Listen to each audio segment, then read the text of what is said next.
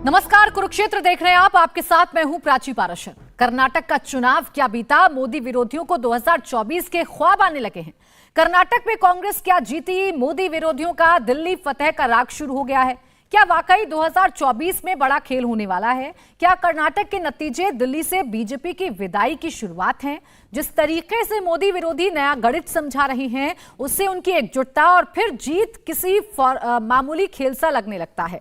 लेकिन बीजेपी की स्ट्रैटेजी क्या है? क्या दक्षिण का द्वार बंद होने से बीजेपी के लिए दिल्ली भी दूर हो जाएगी? ये तमाम सवाल हैं इस वक्त कर्नाटक से निकलकर महाराष्ट्र, बंगाल और बिहार तक में गूंज रहे हैं। मोदी विरोधियों का यह अति उत्साह है या वाकई माहौल बदलने लगा है? इसी पर होगा आज के कुरुक्षेत्र में बहस। लेकिन पहले ये रिपोर्ट आप देखिए। 2024 में क्या होगा? नरेंद्र मोदी दिल्ली की सत्ता पर काबिज रहेंगे? कर्नाटक के चुनाव नतीजों को लेकर कांग्रेस और बाकी विरोधी कुछ ज्यादा ही उत्साहित हैं। कर्नाटक की जीत को वो 2024 की जीत मान रहे हैं। बीजेपी इस चुनाव नतीजे को कर्नाटक तक सीमित बता रही है। इसके 2024 के इम्पैक्ट को खारिज कर रही है। वहीं विरोधियों को जैसे संजीवनी मिल गया हो। कर्नाटक के नतीजों के बाद सबसे ज्यादा हलचल महाराष्ट्र, पश्चिम बंगाल और बिहार में नजर आ रही है। 2019 के लोकसभा चुनाव में बीजेपी ने अकेले बंगाल की 42 में से 18, महाराष्ट्र की 48 में से 23, बिहार की 40 में से 17 सीटें जीती थी। 3 राज्यों की कुल 130 सीटों में से बीजेपी ने अपने दम पर 58 सीटें जीती थी। वहीं अगर एनडीए की रिपोर्ट कार्ड की बात करें तो एनडीए ने 3 राज्यों की 130 सीटों में से 98 सीटों पर कब्जा किया था। लेकिन अब समीकरण बदल चुके हैं। बंगाल में बीजेपी पहले की तरह अकेली है, लेकिन महाराष्ट्र में उद्धव साथ नहीं हैं। वो महाविकास अघाड़ी का हिस्सा हैं, जबकि बिहार में नीतीश अब महागठबंधन में जा चुके हैं। बीजेपी के लिए चिंता इस बात की है कि दक्षिण का द्वार बंद होने के बाद पूरा साउथ इंडिया और ये 3 प्रमुख राज्य मिलाकर बड़ी संख्या में सीटें उनकी दांव पर लग चुकी हैं। दक्षिण के 5 राज्यों में कुल 129 लोकसभा सीटें हैं। इनमें आंध्र प्रदेश में 25, केरल में 20, कर्नाटक में 28, तमिलनाडु में 39 और तेलंगाना में 17 सीटें हैं। जिस तरीके से मोदी विरोधी कर्नाटक चुनाव नतीजों के बाद यही हश्र दूसरे राज्यों में होने का दावा कर रहे हैं और 2024 का गणित बता रहे हैं, उसे भी समझना जरूरी है। साउथ इंडिया और 3 प्रमुख राज्य की सीटें मिला दें तो आधी सीटें घट जाएंगी, यानी आधा खेल फंस जाएगा। यानी साउथ की 129 सीटों के साथ महाराष्ट्र, बंगाल और बिहार की 130 सीटें मिलाकर 259 सीटें दांव पर लग सकती हैं। त्याच्यामुळे हे कर्नाटक तो झाकी है, महाराष्ट्र अभी बाकी है। त्यापेक्षा कर्नाटक तो झाकी है, पूरा देश अभी बाकी है। आम्ही 2024 की तैयारी करतो। आने वाला चुनाव में बीजेपी को हारना ये ठीक हो गया। अभी बीजेपी को जीतने के लिए हिंदुस्तान में 1-2 जाएगा छोड़ के सब जाएगा बीजेपी का पास से वापस चला गया। एक दफे कुछ खत्म हुआ तो खत्म हो गया। Now people wants change. BJP कहाँ रह गई? खत्म हो गया बीजेपी। ना एक ही मंशा है कि सब लोगों को गोल बंद करके हम लोग अगला चुनाव जो है लड़ाई लड़े। मोदी विरोधियों का गणित कितना सटीक है? बीजेपी इसको लेकर क्या रणनीति बनाती है? कर्नाटक के नतीजे क्या असर दिखाते हैं और 2024 का भविष्य कैसे तय होता है? इसके लिए अब ज्यादा समय नहीं बचा, लेकिन इतना जरूर है, जीतेगा वही जिसकी रणनीति जनता की माकूल होगी। जनता जिसके साथ होगी, सारे समीकरण उसके हिस्से में होंगे। तो इसी पर चर्चा करेंगे। हमारे साथ खास मेहमान भी जुड़ रहे हैं। शहजाद पूनावाला, प्रवक्ता बीजेपी, संगीत रागी, राजनीतिक विश्लेषक के तौर पर हमारे साथ हैं। जूही विश्वास, प्रवक्ता टीएमसी हमारे साथ हैं। अभिषेक झा, प्रवक्ता जेडीयू। आप सभी का बहुत बहुत स्वागत है। इस चर्चा की हम शुरुआत करेंगे, लेकिन उससे पहले चूंकि नजर कर्नाटक पर भी है तो कर्नाटक से आ रही है खबर भी बता देते हैं, क्योंकि अब से थोड़ी देर बाद कर्नाटक में जो विधायक दल की बैठक है वो भी शुरू होने वाली है। बड़ी खबर यह है कि जीते हुए विधायकों की बैठक शुरू होने वाली है। सिद्धारमैया और डीके शिव कुमार 2 दावेदार हैं। अभी लगातार समर्थकों की जो नारेबाजी है वो हो रही है, क्योंकि होटल के बाहर डीके शिव कुमार को सीएम बनाए जाने की मांग उनके समर्थक कर रहे हैं।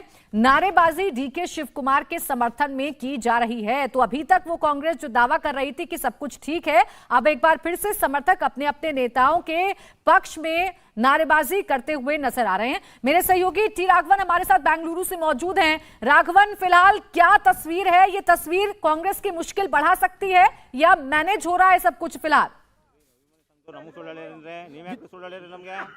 जी देखिए, डिसाइसिव मैंडेट के बाद 24 घंटे हो गए। 135 प्लस 1 136 सीटों के साथ कांग्रेस पार्टी ने कर्नाटक में पूर्ण बहुमत की सरकार बनाई, लेकिन मुख्यमंत्री कौन होगा इस बात को लेकर अभी भी सवालिया निशान खड़े हैं। हम होटल के बिल्कुल बाहर हैं और आप देखिए यहाँ पर डीके शिव कुमार के फैंस जो हैं वो बड़ी तादाद में आए हैं और ये मांग कर रहे हैं कि डीके शिव कुमार राज्य के मुख्यमंत्री होने चाहिए।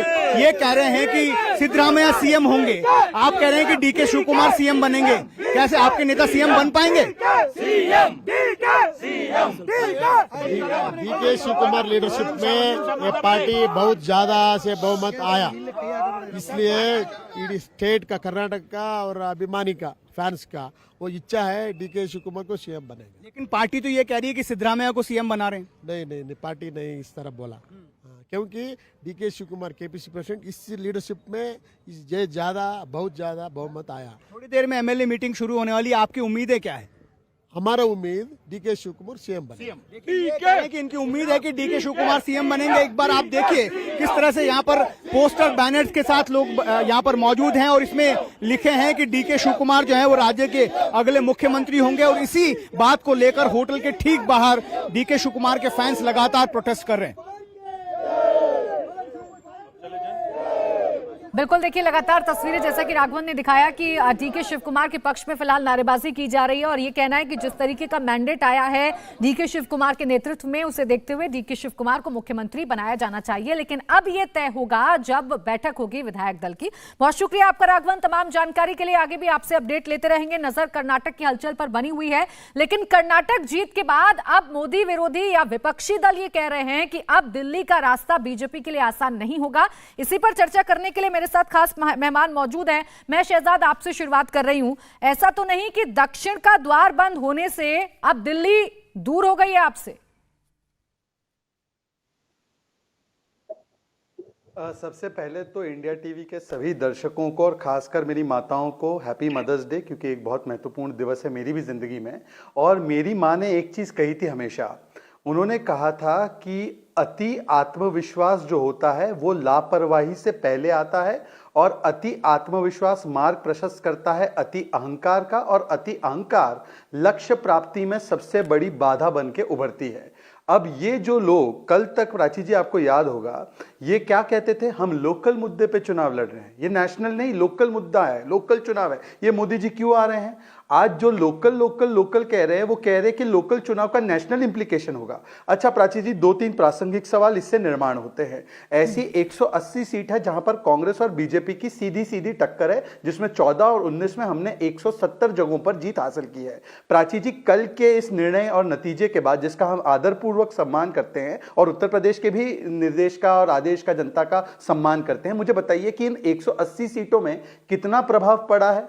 क्या उन 180 सीट में क्या आप कांग्रेस 170 जीतने वाली है? दूसरी बात, ये अति आत्मविश्वास से अति अहंकार की ओर इस प्रकार से चल पड़े हैं कि कल अभिषेक मनु सिंघवी ने एक चैनल को कहा, अब तो ये यूनिटी ऑपोजिशन में पोल पोजीशन में हम ही हैं, ये बाकी सब पानी कम, हम ये प्रक्रिया ऑलरेडी शुरू हो चुकी है। और तीसरी बात, प्राची जी, आपके टाइटल चैनल के थोड़ा सा बदल दीजिए, कौन होगा अगला मुख्यमंत्री नहीं, कौन होगा अगला सचिन पायलट, ये जरा पूछिए।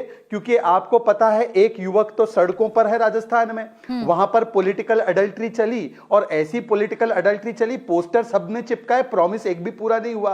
अब ये प्रॉमिस वहां छत्तीसगढ़ में भी पूरा नहीं हुआ, वहां पर भी पॉलिटिकल अडल्ट्री चली, और अब पॉलिटिकल अडल्ट्री का तीसरा किस्सा कर्नाटका में भी देखना।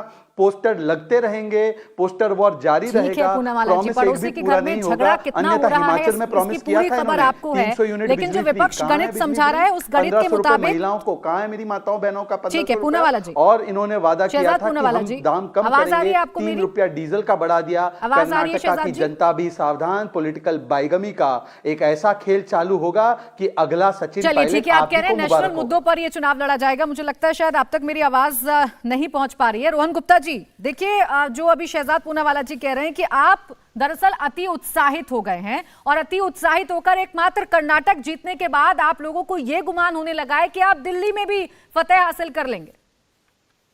प्राची जी, पहले तो आप सबको विमेंस डे की, मदर्स डे की शुभकामनाएं। और जिस प्रकार से भाजपा के प्रवक्ता बोल रहे थे, लगता है अंगूर खट्टे हैं, हार पचा नहीं पाए हैं। हमको तो आदत थी, हमने तो काफी जगह हारे हैं पर सहर्ष को स्वीकार किया और ये कहा कि नहीं हम इसमें से सीखेंगे। पर कल से मैं देख रहा हूँ कि शहजाद भाई पचा नहीं पा रहे हैं। कभी लंबा छोड़ देना चाहिए ना, एक दिन तो करो ना। आप हर बार बैटिंग थोड़ी करेंगे, कभी बॉलिंग का भी आनंद लो।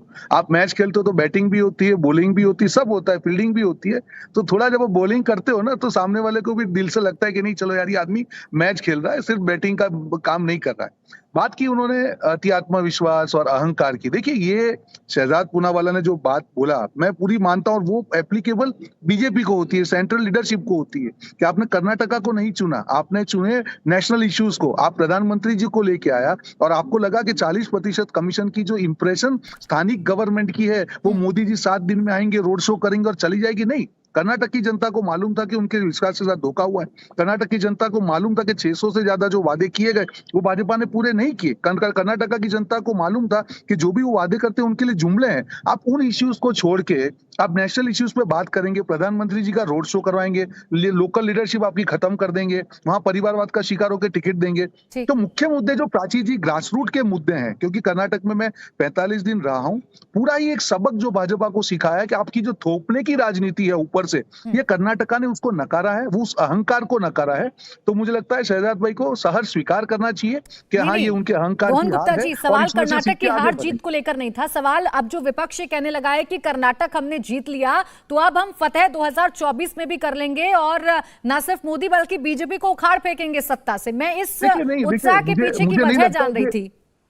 नहीं बिल्कुल, देखिए प्राची जी, मैं बिल्कुल भी कांग्रेस पार्टी या मैं एज अ कार्यकर्ता, हम कभी भी अति आत्मविश्वास या बड़ी बड़ी बातें नहीं करते हैं। वन स्टेट एट अ गो, जैसे हिमाचल में एक जो एक्सपेरिमेंट हमने शुरू किया कि पूरे चुनाव को लोकल इश्यूज पे रखना है, उसको हमने कर्नाटक में आगे बढ़ाया। आज कर्नाटक में आगे बढ़े हैं, जो भी स्टेट के चुनाव होंगे वो इसी मॉडल पे लड़े जाएंगे, हमारी डिलीवरी पे लड़े जाएंगे। आगे जो स्टेट आ रहे हैं उसमें तो 2 स्टेट ऐसे हैं कि हम सरकार में हैं तो हमको तो डिलीवरी दिखानी पड़ेगी। यानी आप मानते हैं कि नहीं मानते हैं कि कर्नाटक की ये जीत आपको 2024 में जीत दिला सकती है, 2024 में आप बीजेपी को हरा सकते हैं?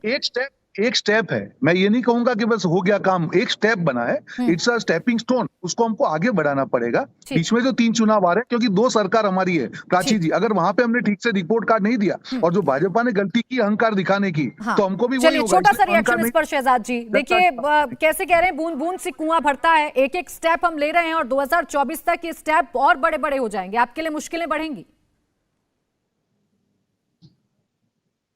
पहले तो प्राची जी मैं अपने भाई रोहन को शुभकामनाएं देता हूं, और मेरे लिए कभी अंगूर खट्टे नहीं होते प्राची जी। आज तो बेचारी ईवीएम और हमारा लोकतंत्र सुरक्षित है, बच गए, कटघरे में खड़े नहीं हो रहे हैं, तो अंगूर तो इतने मीठे हैं जी। दूसरी बात, आज रोहन जी ने बात की कि थोपने की बात। प्राची जी अभी कुछ देर पहले मैं आपका शो देख रहा था, आदरणीय खड़गे जी ने कहा वक्तव्य में टीवी को कि भाई हम जो यहाँ पे एमएलए तय करेंगे वो तो ठीक है, फाइनल डिसीजन हाईकमांड का होगा। बताइए, खड़गे जी स्वयं कह रहे हैं हाईकमांड का होगा। वो कौन है भाई? वो तो राष्ट्रीय अध्यक्ष है, वो हाईकमांड नहीं है। मतलब थोपने की किसकी भावना है वो तो देख ली। और फील्डिंग की जहां तक बात है ना रोहन जी, वो बेचारा सचिन जो है बैटर था, उसको तो फील्डिंग ही करा रखी है, कितने 4 साल हो गए, सचिन तो फील्डिंग ही कर रहा है राजस्थान में। और आखिरी बात मैं प्राची जी केवल इतना कहना चाहता हूं, प्राची जी केवल एक बात और जोड़ देने दीजिए फिर आप उसमें आइए। प्राची जी अभी आधे घंटे पहले कांग्रेस ने सोशल मीडिया पर एक मोदी जी की तस्वीर शेयर की है। रोहन जी सुन लीजिए, रोहन जी साथ में बोलेंगे, क्रॉस टॉक होगा। रोहन जी अभी आपके सोशल मीडिया पर आप देख लीजिए, इंस्टाग्राम पे एक मोदी जी की फोटो उन्होंने शेयर की है जिसमें मोदी जी उड़ रहे हैं, मतलब हवा से उड़ रहे हैं। नीचे लिखा गया है एक प्रकार से कि ये 2024 की तस्वीर है और जो कर्नाटका में मोहब्बत की आंधी आई है, अब मोहब्बत की है या तुष्टिकरण की आंधी है वो एक अलग विषय है, उससे मोदी जी उड़ जाएंगे। रोहन जी बोलते हैं 1 step at a time. Social media और इनके कांग्रेस के कई बयान, जयराम रमेश से लेकर इनके सुप्रिया शिंदे बोल रहे हैं अब तो 2024 हम जीतने वाले हैं, फतेह करने वाले। खड़गे जी का भी यही लगभग बयान मेरे था। साथ में बैठे हुए शहजाद जी, जरा मैं उनसे भी बात कर लूं। अभिषेक जी, कर्नाटक में अगर कांग्रेस ने जीत दर्ज कर ली तो ये कौन सा फॉर्मूला आप लोगों के हाथ लग गया है कि अब आपको लग रहा है कि बस खत्म, बीजेपी यहीं से दी एंड शुरू हो गया और 2024 में तमाम विरोधी दल एक साथ मिलकर बीजेपी को हटा देंगे सत्ता में और एक नई सरकार का गठन करेंगे? नहीं, देखिए इसको अंत शुरुआत के रूप में आप देखिए, बाकी जितने भी साथी टीवी पर हो या सोशल मीडिया पर चिल्ला चिल्लाकर हमेशा हर चुनाव को कोरिलेट करते हैं कि 2024 की झांकी। पूरे देश में इनके पास नरेंद्र मोदी जी के अलावा कोई चेहरा नहीं होता है। कोई भी चुनाव हो नरेंद्र मोदी जी को सड़कों तक पर उतरना पड़ता है। इतने प्रयास, इतने जतन करने के बाद जब इनकी हार होती है तो ये कहते हैं कि नहीं, असेंबली इलेक्शंस के हिसाब से आप देश के जनरल को मत देखिए। नहीं देखे भैया, आप जीतेंगे तो 2024 का रास्ता खुलेगा और अगर आप हारेंगे और हम कहेंगे कि 2024 का रास्ता आपका बंद हो रहा है तो आपको बेचैनी होनी शुरू हो जाएगी।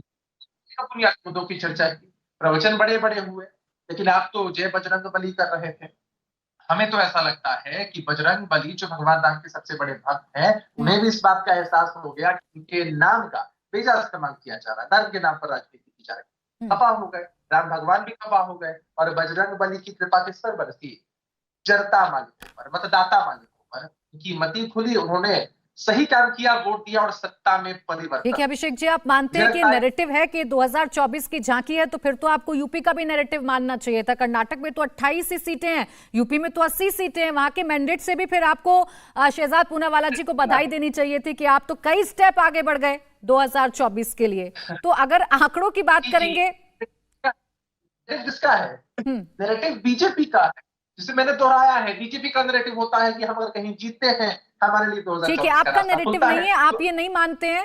अभी हम सुना रहे थे, क्या कह रहे थे तेजस्वी यादव कि अब तो गई बीजेपी, खत्म। कर्नाटक जीतते ही आपको लग रहा है कि बीजेपी खत्म हो गई। तो क्लियर कर लीजिए आपका नैरेटिव है या नहीं है। जूही विश्वास जी, एक सेकंड सर, एक सेकंड। जूही विश्वास जी, आपका तो अपना ही स्टैंड क्लियर नहीं है। अभी तो यही समझ में नहीं आता कि दीदी कांग्रेस के साथ जाएंगी कि नहीं जाएंगी, लेकिन दिल्ली के लिए भविष्यवाणी बखूबी कर रही है कर्नाटक चुनाव के बाद। जी प्राची जी, मैं आपको पहले कहना चाहूंगी, देखिए जो कर्नाटक का जो रिजल्ट सामने आए हैं, ये 2024 के लिए सारी विपक्षी को अभी एकजुट होने का टाइम हो गया है। ममता बनर्जी दीदी खुद ये कह रही है कि इनको किसी के साथ कोई प्रॉब्लम नहीं है एकजुट होने में, लेकिन जो जहाँ पर जो आंचलिक दल है, जो जहाँ पर शक्तिशाली है, उनको साथ में एक साथ महागठबंधन में आना चाहिए ताकि बीजेपी के खिलाफ जो वोट है वो विभाजित ना हो। पहली बात तो ये है। दूसरी बात ये है कि देखिए आज कांग्रेस को भी कई नीति अपनाना पड़ेगा, जैसे केरल में वो वामफ्रंट के साथ है और बंगाल में यहाँ पर वो अगर वामफ्रंट के साथ लड़ते हैं केरल में, बंगाल में दोनों गठबंधन में है। तो ये छोटे छोटे पॉलिसी जो है कांग्रेस का, ये भी सही करना पड़ेगा। दूसरी बात मैं ये कहना चाहूंगी, ये जो कर्नाटक में यूनियन होम मिनिस्टर ने भी बताया कि इस बार 200 पार तो क्या 150 सीट का उन्होंने मांग की थी, उसमें उनको 50 के आसपास लगभग सीटें मिली। जो भाजपा ही है, ये हमेशा तुष्टीकरण, दूसरे के ऊपर आरोप लगाते हैं कि तुष्टीकरण की राजनीति करते हैं। और कर्नाटक में सिर्फ मंदिर बड़ा हुआ है, गांव में कोई काम नहीं है, स्कूल नहीं बना है, किसी का अपपुष्टि का, जितने बच्चे हैं वो अपपुष्टि के शिकार है, वहां पर ना कोई घर का, किसी का घर का छात बना है गरीब लोगों का। तो ये जो बोलते हैं जो काम, ये काम तो करते नहीं है, सिर्फ धर्म के नाम पे राजनीति करते हैं। तो आज वो कर्नाटक लोगों ने ठुकराया है इस बात का।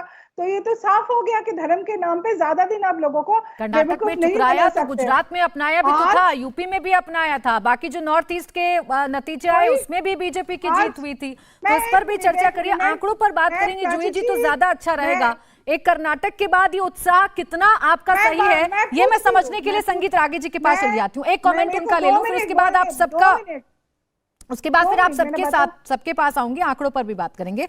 संगीत रागी जी, ये जो 259 सीटों का एक पूरी तरीके से बात की जा रही है और कही जा रही है कि 259 सीटें ऐसी हैं जिस पर अब बीजेपी को पराजित किया जा सकता है सिर्फ कर्नाटक चुनाव हराने के बाद।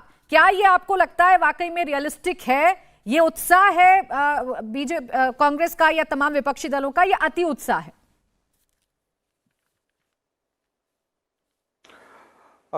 देखिए, वैसे तो राजनीति में हर संगठन को, राजनीतिक पार्टी को अपना क्लेम करने का अधिकार है और अपने के लिए मूल्यांकन करने का अधिकार है, लेकिन यह जो जीत है उसके आधार पर 2024 का रास्ता वो सफलतापूर्वक तय कर लेंगे और नरेंद्र मोदी जी को हरा देंगे या भारतीय जनता पार्टी को हरा देंगे।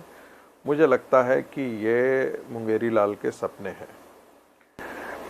मैं ऐसा इसलिए कह रहा हूँ कि ये चुनाव वाकई लोकल आधार पर तय हुआ है। भारतीय जनता पार्टी की जो प्रदेश इकाई थी वह डबल इंजन की तरह काम नहीं कर पाई। वो जिसे एक इंजन जो है वो हर समय नरेंद्र मोदी जी और अमित शाह जी के कंधों पर हर बार छोड़ देना। कई बार आपने देखा होगा सचिन तेंदुलकर सेंचुरी भी मारते थे, तब भी कैप्टन सेंचुरी मारता है तब भी जो है वो टीम हार जाती है। वही स्थिति है, यदि बाकी बल्लेबाज काम नहीं करेंगे तो स्थिति यही होगी। कर्नाटक के चुनाव में कांग्रेस एक टीम की तरह लड़ी और भारतीय जनता पार्टी टीम की तरह नहीं काम कर पाई। बहुत से उसके हैं, यहाँ पर वो जिक्र करते करते बहुत ये हो जाएगा, एक अलग से विश्लेषण करने की आवश्यकता है इस पर। लेकिन ये कह देना कि कर्नाटक के बाद भारतीय जनता पार्टी खत्म, मतलब 2024 खत्म हो गई, उसका प्लॉट खत्म हो गया, ये अपने आप में हास्यास्पद है। आपने पिछली बार भी देखा होगा कि राजस्थान, मध्य प्रदेश, छत्तीसगढ़ और ये वहाँ तक कि कर्नाटक हारने के बावजूद भी जो मैंडेट था वो भारतीय जनता पार्टी के पक्ष में था।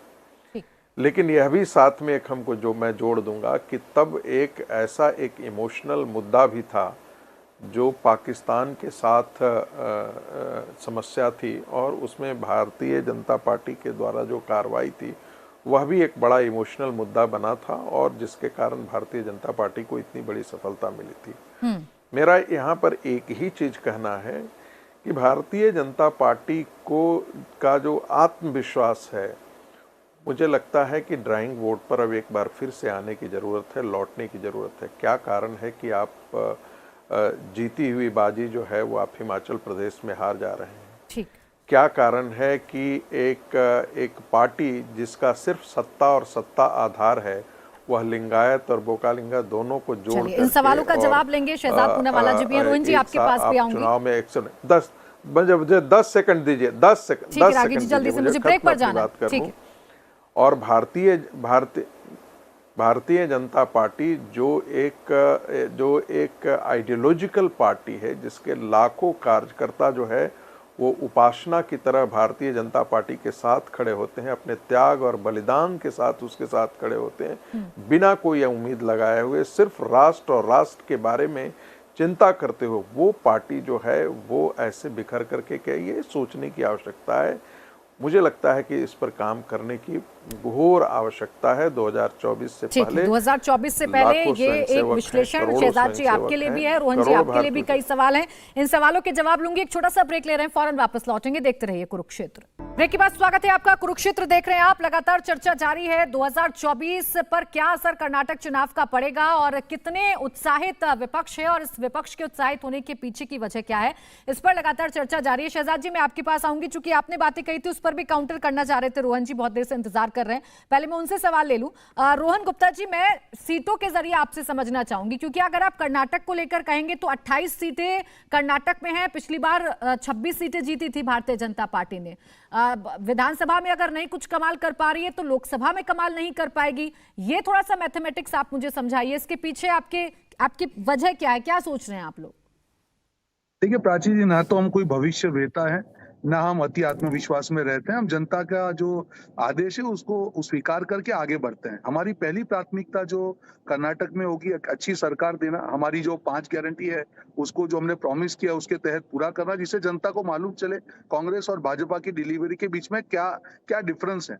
देखिए, हम जब आप लोकसभा की बात करते हैं, मैंने पहले भी कहा कि एक आत्मविश्वास की हमको जो जरूरत थी वो कर्नाटका के चुनाव के परिणामों ने हमारे कार्यकर्ता को, हमारे नेताओं को एक आत्मविश्वास दिया है कि हाँ, हम जनता के मुद्दों पे बात करके, हम प्यार की बात करके, नफरत को तोड़ के भी राजनीति कर सकते हैं और जीत ला सकते हैं। और भाजपा को एक सबक है कि आप जनता का काम नहीं करेंगे, आप 5 साल सरकार में हैं, आप अपना रिपोर्ट कार्ड नहीं देंगे और आप ऐसे जिस कर्नाटक की इतनी चर्चा हो रही है, रोहन जी मैं आपके पास लौटूंगी, उसी कर्नाटक को लेकर एक बड़ी खबर आ रही है। मैं आऊंगी शहजाद आपके पास भी, चूंकि कर्नाटक में फिलहाल बैठक चल रही है।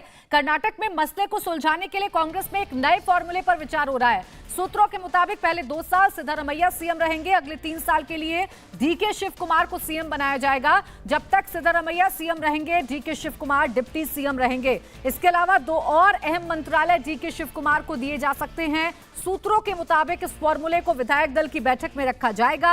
अगर विधायक तैयार होते हैं, फिर पहले 2 साल तक सिद्धरामैया सीएम रहेंगे, तब तक डिप्टी सीएम बने रहेंगे डीके शिव कुमार, और इसके बाद अगले 3 साल डीके शिव कुमार मुख्यमंत्री रहेंगे। तो अब इन दोनों नेताओं के बीच में बैलेंस बनाने की कोशिश की जा रही है और सूत्र ये बता रहे हैं कि एक ये फॉर्मूला हो सकता है। रोहन जी, एक छोटा सा कमेंट इस पर कर दीजिए, फिर मैं शहजाद जी आपके पास आऊंगी, क्योंकि देखिए मुस्कुराहट बढ़ गई है शहजाद जी की। अब देखिए प्राची जी, मैं यहाँ पे बेंगलोर में हूँ, वहीं पे हूँ जहाँ पे ये मीटिंग अभी शुरू हुई है। अभी विधायक आए हैं, मीटिंग शुरू हुई है, पहले उनका ओपिनियन लिया जाएगा। तो मुझे लगता है थोड़ा आप जल्दी कर रही हैं। आप कौन से आपके सूत्र हैं मालूम नहीं है, मैं यहाँ पे प्राइमरी बैठा हूँ, मेरे पास वो सूत्र नहीं है, आपके पास आ गए तो अच्छी चीज है। बट मुझे लगता है कि मैं यही कहना चाहूंगा, मैं यहीं पे बैठा हूं। तस्वीरें जो अभी दिखा रहे थे हम, जिसमें डीके शिव कुमार के समर्थक होटल के बाहर खड़े होकर जमकर नारेबाजी कर रहे हैं, उसी पर कमेंट कर दीजिए। चलिए, बैठा हुआ हूँ मैं अंदर बैठा हुआ हूँ और थोड़ा वेट कीजिए। पहला जो हमारा प्रोसेस है कि जो हमारे वहाँ बीजेपी की तरह नहीं है कि रिमोट कंट्रोल नागपुर से चलता है और यहाँ पे बन जाए, नहीं। अभी राय ली जाएगी, जो भी हमारे विधायक हैं उनकी पहले राय ली जाएगी। उस राय के बाद में जो हमारे 3 ऑब्जर्वर जो अभी अपॉइंट हुए हैं आज, वो राय को साझा करके उसको आगे लेके जाएंगे। और देखिए, सबसे बड़ी प्राथमिकता क्या है कि हम किसी को मौका नहीं देंगे इस बार। जनता ने जो हमको आत्मविश्वास दिया है, जो हमारे पे कॉन्फिडेंस किया है, शहजाद भाई बात करेंगे, वो क्या उनका वो लेंस लेके बैठते हैं कि कांग्रेस में यहाँ ये हो गया, इस बार हम मौका नहीं देंगे। वो लेंस लेके बैठे, तलाश है क्या आपको शहजाद जी? जनता की अपेक्षा है। एक मिनट प्राची जी, मेरी बात को मैं खत्म कर लूं। पहले जो बोल रहा था, मेरी बात आती, मुद्दा जल्दी से कंप्लीट करें, बहुत देर से वो भी इंतजार कर रहे हैं। सिर्फ 30 सेकंड मैं सिर्फ इतना कहना चाहता हूँ, ये एक स्टेपिंग स्टोन है। ये एक स्टेपिंग स्टोन है। हम जानते हैं कर्नाटक की जनता को दिए वादे अगर हमने ठीक तरह से पूरे किए, इसका इम्पैक्ट आने वाले 5 राज्यों के चुनाव में भी होंगे और इसका इम्पैक्ट ठीक है, स्टेपिंग स्टोन मान रहे हैं। अब ठीक है शहजाद जी, एक तो ये स्टेपिंग स्टोन है। अब ये कर्नाटक ने बता दिया कि कितना भी आप लोग कारपेट बॉम्बिंग कर लीजिए, आपको हराया जा सकता है। दूसरा ये कि आपकी नजर अभी भी सिर्फ और सिर्फ पड़ोसी के झगड़े पर है। प्राची जी, पहले तो स्टेपिंग स्टोन है या कितने लोगों के एम्बिशंस पर स्टेप करके इस प्रकार की सरकारें बनेगी जिसमें कि बैट्समैन को ही पूरे 4 साल तक फील्डिंग करनी पड़ेगी, ये आप तय कीजिए। मैं इसलिए मुस्कुरा रहा था क्योंकि जब आप वो फॉर्मूला बता रही थी सूत्रों के माध्यम से, तब मेरे मन में राजस्थान का परिदृश्य क्यों सामने आया, ये मुझे भी और आपको भी शायद पता होगा। बहरहाल आज मुद्दा ये नहीं है। मैं 1-2 प्रासंगिक सवाल खड़े करना चाहता हूँ। यही अति आत्मविश्वास लेकर इसी प्रकार की आपके साथ चर्चाएं में कांग्रेस आती थी और कहती थी राजस्थान हम जीते, छत्तीसगढ़ हम जीते, कर्नाटका में तुम्हारी 104 आई पर सरकार हमारी बनी, अब देखो 2019 में उखाड़े जाओगे, Modi ji bye bye, Modi ji bye bye. उसमें क्या हुआ कर्नाटका में, राजस्थान में और छत्तीसगढ़ में? हाँ, पर इसका मतलब ये नहीं है कि संगीत रागी जी केवल प्रोफेसर ऑफ डीयू नहीं है, वो एक सामाजिक शास्त्र के प्रोफेसर है और इसीलिए उनकी बातों को केवल एक ही वाक्य में कहूंगा कि ना हम जीत में मदमस्त, ना हम हार में पस्त। जो भी संगीत रागी जी ने कहा है, क्योंकि मैं एक औपचारिक और ऑफिशियल प्रवक्ता हूं, मैं उसका विश्लेषण टीवी पे नहीं कर सकता, वो कर सकते हैं, पर जो भी उन्होंने कहा है इस विषय पर एज ऑफ यस्टरडे ही हमारी पार्टी में लोकतांत्रिक और आंतरिक रूप से चर्चाएं शुरू हो चुकी है। इसका मतलब जहां पर हमारी गलती है, ऐसा नहीं है कि गलती नहीं, गलती हुई इसलिए तो हम हारे ना, तो हम ये गलती को स्वीकारते हैं विनम्रता पूर्वक। जो हमारे समर्थक है, जो हमारे गाइडेंस देते हैं, मार्गदर्शन देते हैं, जैसे संगीत रागी जी, उनकी सारी बातों और भावनाओं को हम परिलक्षित करते हुए इसमें सुधार करेंगे। तीसरी बात मैं सिर्फ इतना पूछना चाहता हूं कि कल एक बड़ा स्टेटमेंट आ गया। कल कांग्रेस के कुछ प्रवक्ता जो मेरे साथ दूसरे डिबेट्स में थे, उन्होंने कहा ये मोदी अपराजय था और मोदी का रथ रोकने का काम केवल राहुल ने किया। तो मैंने उनसे कहा देखिए ऐसा है, ममता दीदी भी एक चुनाव जीती, जूही जी आप ही के लिए कहानी कह रहा हूं, तो मैंने उनसे याद कराया उनको कि ममता दीदी भी हमारे सामने एक चुनाव जीती है, उनको नहीं मानते। तो उन्होंने बोला नहीं नहीं, ममता दीदी टीएमसी तो बी टीम है बीजेपी की, हम ही असली है, हम ही इस ऑपोजिशन यूनिटी को रख सकते हैं। अब जूही जी, मुझे तो नहीं पता, मुझे तो कुछ बुरा नहीं लगा, आपको कितनी सही बुरी लगी ये बात, ये आप ही तय करो। कांग्रेस वाले आपके साथ ही वैचारिक रूप से हैं, तो आप लोग अपने बीच में इसको सुलटा लेना। ठीक है जूही जी, चलिए इस पर जवाब दे दीजिए। पहली तो ये बात है कि ये मुद्दा कौन से डिबेट में हुआ है हमने सुना नहीं है। जूही जी, मैं बीच में आपको रोक रही हूँ माफी के साथ, चूंकि एक और बड़ी खबर आ रही है, उसके बाद मैं आपके पास आऊंगी, आप अपनी बात को कंप्लीट करिएगा। बड़ी खबर यह है कि विधायक दल की बैठक शुरू हो चुकी है, लेकिन सीएम के नाम का ऐलान आज नहीं होगा। सूत्रों के मुताबिक 2 दिन बाद सीएम के नाम का कांग्रेस ऐलान करेगी। 16 तारीख को नाम का ऐलान किया जा सकता है और 18 मई को मुख्यमंत्री का शपथ ग्रहण समारोह हो सकता है। इस वक्त की यह सबसे बड़ी खबर है, लेकिन सबसे बड़ी बात यह है कि विधायक दल की बैठक में क्या आम राय बनेगी। सूत्रों के मुताबिक जो खबर आ रही है, जिस 2 और 3 साल के फॉर्मूले पर बात हो रही है, पहले 2 साल सिद्धारमैया, फिर आखिरी 3 साल के लिए डीके शिव कुमार, क्या इस फॉर्मूले पर बात बनेगी या 5 साल के लिए कोई एक मुख्यमंत्री ही कर्नाटक को मिलने जा रहा है? ये वो तमाम सवाल हैं जो फिलहाल पूछे जा रहे हैं, जिनके सवाल मिलना अभी बाकी है। खैर जूही जी, अपनी बात कंप्लीट करिए।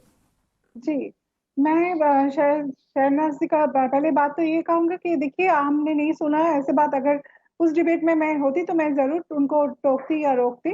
तो जो भी है, हम लोगों ने कहीं पे भी बीजेपी, जहाँ पे कांग्रेस गवर्नमेंट है, ऐसे कोई भी स्टेट में हम लोगों ने चुनाव लड़ने नहीं किया।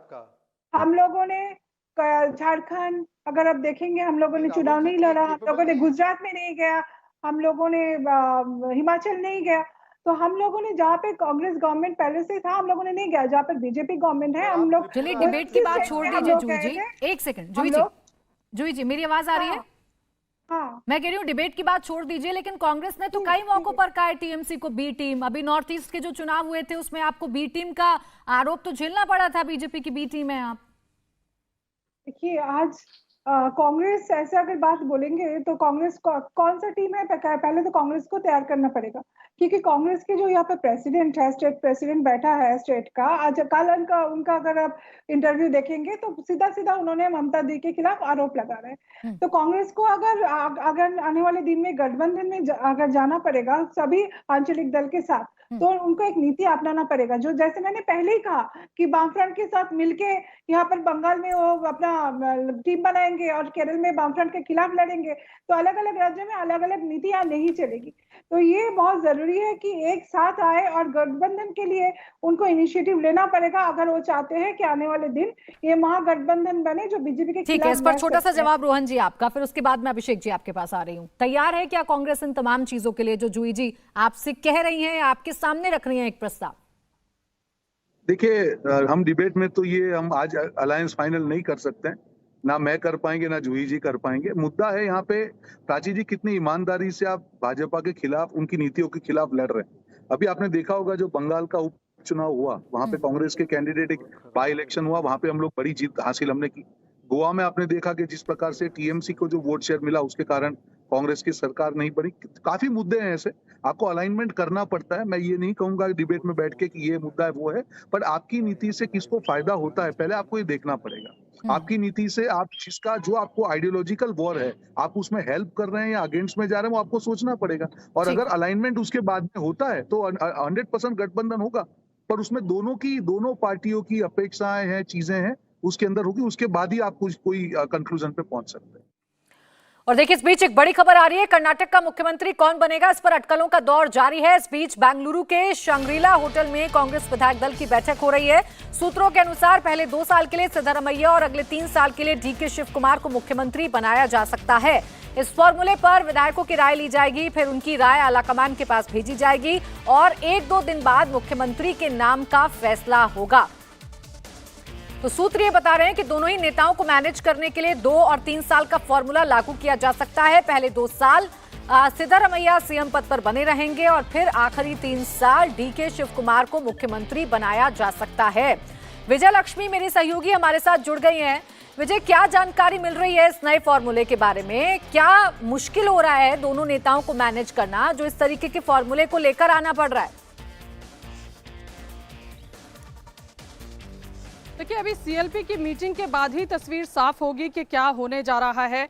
अभी जो जानकारी मिल रही है उसमें सिद्धरमैया जो है वो फ्रंट रनर हैं चीफ मिनिस्टरशिप की दौड़ में, सबसे आगे सिद्धरमैया हैं। और अभी एक फॉर्मूला ये भी वर्कआउट किया जा रहा है कि सिद्धरमैया को चीफ मिनिस्टर बनाया जाए और डीके शिव कुमार को डेप्यूटी सीएम बनाया जाए। इस फॉर्मूले पर भी जो है कांग्रेस जो है वो विचार कर रही है। सीएलपी की बैठक 7 बजे के करीब शुरू होगी और फिर उसमें इन तमाम चीज़ों पर चर्चा होगी। बहरहाल अब से थोड़ी देर पहले यहाँ पर सिद्धरमैया के सपोर्टर्स काफ़ी संख्या में इकट्ठे हुए और अभी हमारे पीछे आप देख रही होंगी डीके शिव कुमार के सपोर्टर्स हैं जो लगातार डीके शिव कुमार के समर्थन में नारेबाजी कर रहे हैं। डीके शिव कुमार मुख्यमंत्री होने चाहिए, इस तरह की नारेबाजी डीके शिव कुमार के सपोर्टर्स कर रहे हैं। तो सड़क के एक तरफ सिद्धरमैया के सपोर्टर्स खड़े हैं जो लगातार उनको मुख्यमंत्री बनाए जाने की मांग कर रहे हैं, तो दूसरी तरफ डीके शिव कुमार के सपोर्टर्स खड़े हैं जो उनको मुख्यमंत्री बनाए जाने की मांग कर रहे हैं। यानी कांग्रेस पार्टी में दोनों ही बड़े नेताओं के जो समर्थक हैं वो एक तरीके से अपने नेताओं को सीएम बनाने की मांग जो है वो लगातार कर रहे हैं। क्या ये अपने नेताओं के शय पर इस तरह की चीजें कर रहे हैं? विजय, बिल्कुल ये जो तस्वीरें आप बता रही हैं, क्या इन्हीं तस्वीरों को देखते हुए, समर्थकों की मांग को देखते हुए, दोनों नेताओं के कद को देखते हुए ये सुलह का नया फॉर्मूला तैयार किया गया है 2 साल और 3 साल वाला? देखिए अभी क्या होगा इस सीएलपी की बैठक के बाद ही तय होगा। अभी जो फॉर्मूला हमें पता चला है, जिस पर बातचीत हुई है, वो यही है कि सिद्धरमैया सीएम और डेप्यूटी सीएम जो है वो डीके शिव कुमार होंगे। अगर जिस तरह के फॉर्मूले की बात जो है वो तमाम चीज़ें जो हैं अभी वो सब उस पर अभी कोई ऐसी सटीक जानकारी नहीं आई है। लेकिन देखिए तमाम जो दोनों ही नेताओं के समर्थक हैं, सर मुख्यमंत्री कौन होंगे? DK Shiva party high command decision करेगा, क्योंकि दोनों ही समर्थकों की जो है नारेबाजी हो रही है। साइकोलॉजी में वेल विशर्स डिमांड कर रहे हैं, स्वाभाविक है ना, इसमें कुछ नहीं। हाईकमान क्या डिसीजन देता है, everyone will be agree on that. क्या आपको लगता है लेकिन डिजर्विंग कौन है? एक तरफ सिद्धरमैया है, सभी डिजर्विंग है। पार्टी हाईकमान को मालूम है कोई भी चीफ मिनिस्टर बनेंगे तो ये बी.आर. अम्बेडकर संविधान के अनुसार काम करेगा and we will model to the BJP government. चलिए देखिए ये विधायक हैं जो सीएलपी की बैठक के लिए अभी अंदर जा रहे हैं और साफ तौर पर कह रहे हैं कि हाईकमान डिसाइड करेगा कि क्या आगे होना चाहिए। बिल्कुल, देखिए पार्टी हाईकमान ये तय करेगा, जैसा कि आप बता रही हैं। ये मैसेज कन्वे है विधायकों में, लेकिन फिर भी जो समर्थक हैं वो नजर आ रहे हैं इस होटल के बाहर और समर्थक जो हैं वो नारेबाजी कर रहे हैं अपने अपने नेता के पक्ष में। अंदर से क्या जानकारी मिल रही है विजय? के शुरू हो चुकी है ये सीएलपी की बैठक या अभी और वक्त लगेगा?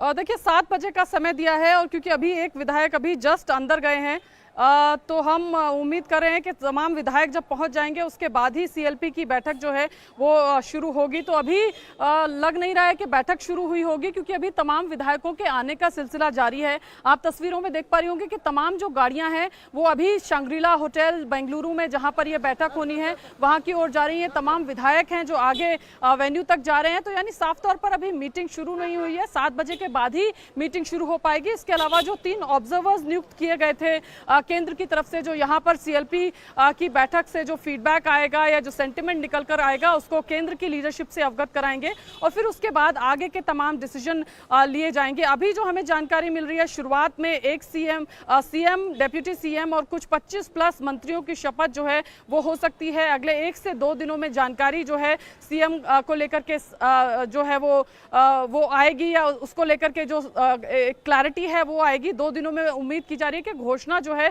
वो कांग्रेस पार्टी की तरफ से कर दी जाएगी और आज की सीएलपी की बैठक में पूरी रायशुमारी होगी, नेताओं से बातचीत होगी कि क्या फीडबैक, क्या सेंटिमेंट जो है वो एमएलएज का है। हालांकि माना यह जा रहा है कि सिद्धरमैया के साथ ज्यादा एमएलएज हैं, डीके शिव कुमार के साथ संख्या की अगर बात करें तो उतने एमएलएज नहीं हैं। इसलिए जब बात मुख्यमंत्री बनने की आती है तो शायद इसीलिए सिद्धरमैया का पलड़ा यहाँ पर लोग कहते हैं कि ज्यादा भारी है क्योंकि ज्यादा एमएलएज उनके साथ खड़े हुए हैं। लेकिन डीके शिव कुमार क्योंकि प्रदेश के अध्यक्ष रहे हैं पिछले कई सालों से और काफी मेहनत उन्होंने भी की है और इसके अलावा वोकालिगा कम्युनिटी जिससे डीके शिव कुमार आते हैं उससे अच्छा खासा जो संख्या है वोकालिगा एमएलएज की वो कांग्रेस पार्टी को मिली है। तो ऐसे में एक आवाज वोकालिगा कम्युनिटी को रिप्रेजेंटेशन देने की भी है, तो इसलिए प्रेशर जरूर हर तरफ से बनाया जा रहा है। लेकिन देखना होगा कि क्या कौन यहाँ पर भारी पड़ता है। सिद्धरमैया एक अच्छे एडमिनिस्ट्रेटर हैं, साफ छवि है उनकी, अच्छे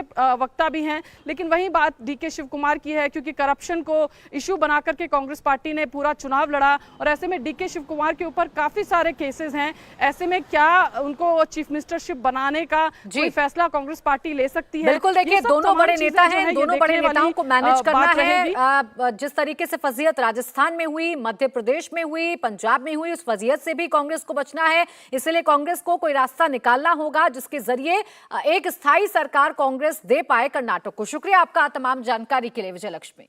इंडिया टीवी हर वक्त हर जगह डाउनलोड करने के लिए सर्च करें India TV news Google play store या ऐप स्टोर पर।